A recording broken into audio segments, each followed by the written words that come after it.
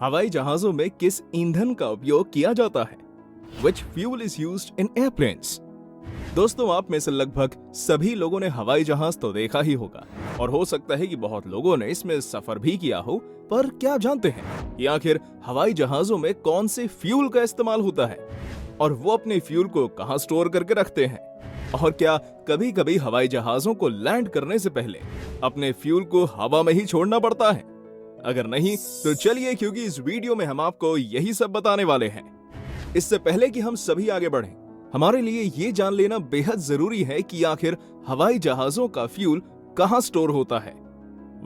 Fuel को हवाई जहाज में दोनों तरफ मौजूद विंग्स के अंदर बने फ्यूल टैंक्स में स्टोर किया जाता है। इतना ही नहीं, दोनों तरफ मौजूद विंग्स के अलावा इसके पीछे के हिस्से में जो छोटे छोटे विंग्स होते हैं, उनमें भी कुछ अमाउंट में फ्यूल रखा जाता है।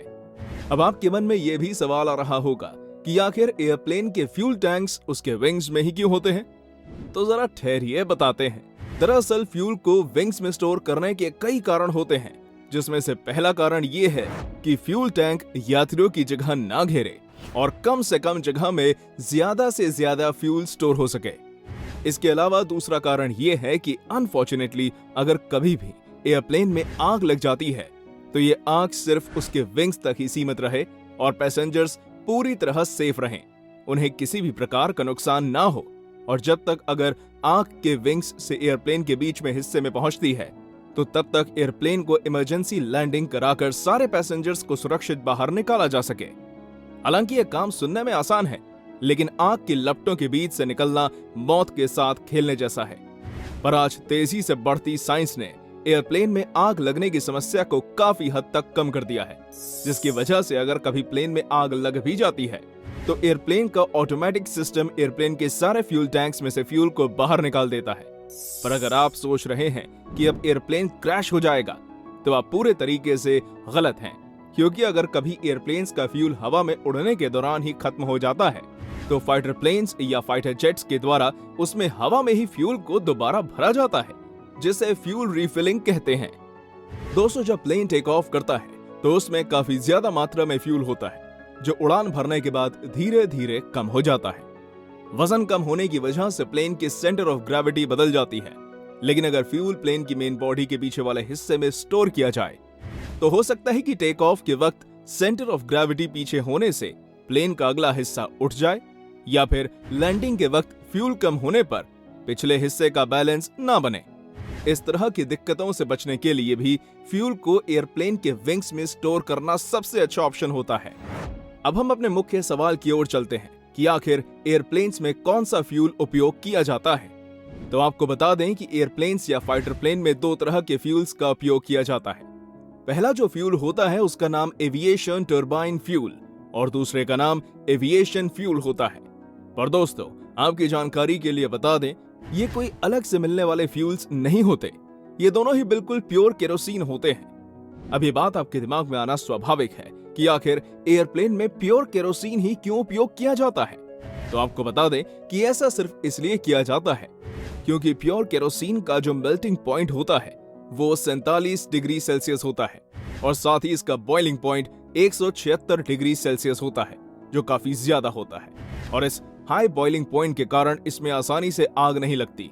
और साथ ही अगर हम इसके फ्रीजिंग पॉइंट की बात करें तो वो भी -60 डिग्री सेल्सियस होता है, जिसके कारण आप एयरप्लेन को 0 डिग्री सेल्सियस पर भी चला सकते हैं, क्योंकि इसके अंदर का फ्यूल तभी जमना शुरू होगा जब तक कि एयरप्लेन -60 डिग्री सेल्सियस के तापमान पर नहीं पहुंच जाता। हालांकि आपकी जानकारी के लिए बता दें कि प्लेन का -60 डिग्री सेल्सियस के तापमान पर जाना पूरी तरह से असंभव है। अब जब फ्यूल की बात हो ही रही है, तब थोड़ा इसके इंजन के ऊपर भी नजर डाल देते हैं। एयरप्लेन के इंजन में अगर थोड़ी बहुत भी खराबी आ जाती है तो उसको रिपेयर करने का खर्च ही लाखों रुपए का होता है। फिर तो आप सोच ही सकते हैं कि एयरप्लेन में लगे इंजन्स कितने ज्यादा महंगे होते हैं। तो इसके अंदर जंग ना लगे, यानी कि ऑक्साइड की परत ना जमे और इसमें किसी भी प्रकार की कोई और खराबी ना आए, इसलिए फ्यूल में कई तरह तरह के एंटीऑक्सीडेंट्स मिलाए जाते हैं और इसमें मुख्यतः हाइड्रोकार्बन का ज्यादा उपयोग किया जाता है, जो कि बहुत ही ज्यादा महंगे होते हैं, जो इस फ्यूल की कीमत को और भी ज्यादा बढ़ा देते हैं। जब हमारी छोटी सी मोटरसाइकिल का फ्यूल इतना ज्यादा महंगा है तब प्लेन के फ्यूल का महंगा होना तो लाजमी ही है। अगर पैसेंजर एयरप्लेन्स की फ्यूल की खपत की बात करें तो आपको बता दें, यदि कोई एयरप्लेन जिसमें पैसेंजर्स मौजूद हैं वो लगभग 10 घंटे लगातार सफर करता है तो उसमें करीब 36,000 गैलन फ्यूल की खपत होगी, जिसे अगर हम लीटर में बदलें तो ये करीब 1,50,000 लीटर होगा, जो कि बहुत ही ज्यादा है। पर अगर हम बड़े प्लेन्स जैसे बोइंग 747 की बात करें तो इसकी उड़ने की रफ्तार 900 किलोमीटर प्रति घंटे की होती है और ये हर एक सेकंड में 4 लीटर फ्यूल खाता है। और यही नहीं, लगभग हर एक एयरप्लेन 1 लीटर फ्यूल में सिर्फ 83 मीटर ही चलता है। ये प्लेन का एवरेज है और एयरप्लेन के टिकट के महंगे होने का सबसे बड़ा कारण फ्यूल की खपत ही है। दुनिया में हर जगह एविएशन टरबाइन फ्यूल की अलग अलग कीमत निर्धारित है, जो कि देशों के आयात पर निर्भर करती है। भारत में प्लेन में इस्तेमाल होने वाले फ्यूल की कीमत मौजूदा समय में करीब 57,805 रुपए प्रति किलो लीटर है। दोस्तों, वैसे अगर देखा जाए तो एयरप्लेन्स में कभी भी फुल टैंक फ्यूल नहीं भरा जाता, बल्कि इनमें उतना ही फ्यूल भरा जाता है जितने की इन्हें जरूरत होती है। मतलब कि जितने फ्यूल में ये अपनी यात्रा को पूरा कर एंड पॉइंट तक पहुंच सके। हालांकि अगर कभी एंड पॉइंट पहुंचने तक फ्यूल खत्म नहीं होता है या प्लेन को इमरजेंसी लैंडिंग करानी पड़ जाती है तो ऐसी स्थिति में एयरप्लेन से फ्यूल को हवा में ही बाहर निकाल दिया जाता है और इस प्रोसेस को फ्यूल डंपिंग कहते हैं। पर ऐसा बहुत ही कम केसेस में देखने को मिलता है, क्योंकि पायलट हो या प्लेन का मालिक कीमती फ्यूल को कोई भी बर्बाद करना नहीं चाहता। खैर, जब भी एंडिंग पॉइंट पर पहुंचने के बाद भी प्लेन्स के अंदर फ्यूल बच जाता है, तब ऐसे में पायलट्स को उसे हवा में डंप करना ही होता है। लेकिन क्या आपको इस फ्यूल डंपिंग के पीछे का कारण पता है? वेल, फ्यूल डंपिंग का उद्देश्य मुख्यतः प्लेन का वजन कम करना ही होता है। लेकिन अगर दूसरी ओर देखें तो फ्यूल डंप करने का एक और कारण ये भी है कि लैंडिंग के दौरान जब एयरप्लेन रनवे पर होता है तो उसके टायर्स से कुछ चिंगारियां निकलती हैं और फ्यूल टैंक्स में उस वक्त मोमेंटम ज्यादा होता है, जिसके कारण आग लगने का पूरा खतरा बना रहता है। और इस खतरे को अवॉइड करने के लिए पायलट्स द्वारा फ्यूल डंपिंग को अंजाम दिया जाता है। दोस्तों, ये सुनने के बाद अगर आपको ये लग रहा है कि कहीं ये फ्यूल आपके ऊपर ना गिर जाए तो घबराने की कोई जरूरत नहीं है, क्योंकि ये फ्यूल कहीं से भी आपके ऊपर नहीं गिरता, फिर चाहे ये कितनी ही मात्रा में हवा में क्यों ना छोड़ा गया हो। वेल, ऐसा इसलिए क्योंकि फ्यूल को एयरप्लेन से तभी डंप किया जाता है जब प्लेन जमीन से बहुत ही ज्यादा ऊंचाई पर हो, जिससे कि इतनी ऊंचाई पर जब प्लेन का फ्यूल छोड़ा जाए तब वो जमीन पर लोगों के ऊपर गिरने से पहले ही हवा में ही इवेपोरेट हो जाए। आप सभी ने तो देखा ही होगा कि हमारी गाड़ियों में डलने वाला पेट्रोल डीजल भी कितनी जल्दी हवा में उड़ जाता है।